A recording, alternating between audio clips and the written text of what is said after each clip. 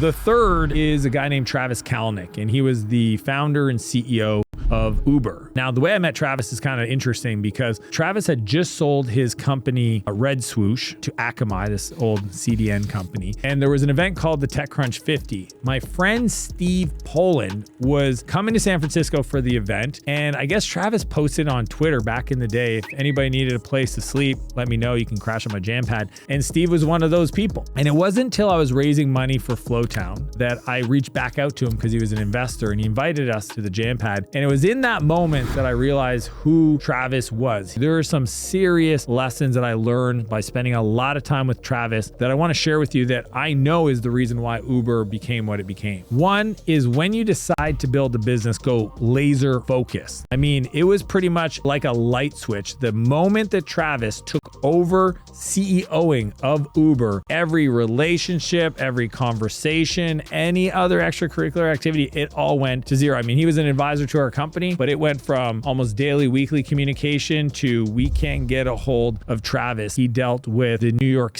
City mafia. He dealt with the politicians. I mean, whether you know or agree with some of the tactics they use, the thing that I learned from Travis is that if you want to change the world, you have to be so friggin' focused on one singular outcome that you have to be willing to sacrifice everything else. And some people are just not willing to do that. Remember, I ran into him at an event. At that point, probably 4 years after the start date of Uber, they had hired over 5,000 people. And I remember going like, dude, how do you even do that? And he gave me some great advice. He said, well, the truth is I only have 5 direct reports and I work through those 5 direct reports to execute that. I just have to ask myself, do I have management bandwidth? And then my job is to make sure I have the right people. If I don't, I got to coach them up. And to the degree that I learn to work through them, I can do things like hire 5,000 people. And at one point, he was facing 50 years in jail. He was essentially violating all the taxi laws or whatever, transportation laws, but he kept pushing. When you asked him about it, he said, I'm going to raise so much money that by the time I have to go to court, I'll just hire the best lawyers to get me out of it. And even change the laws to make sure that he doesn't go to jail. That's how creative and intense he was.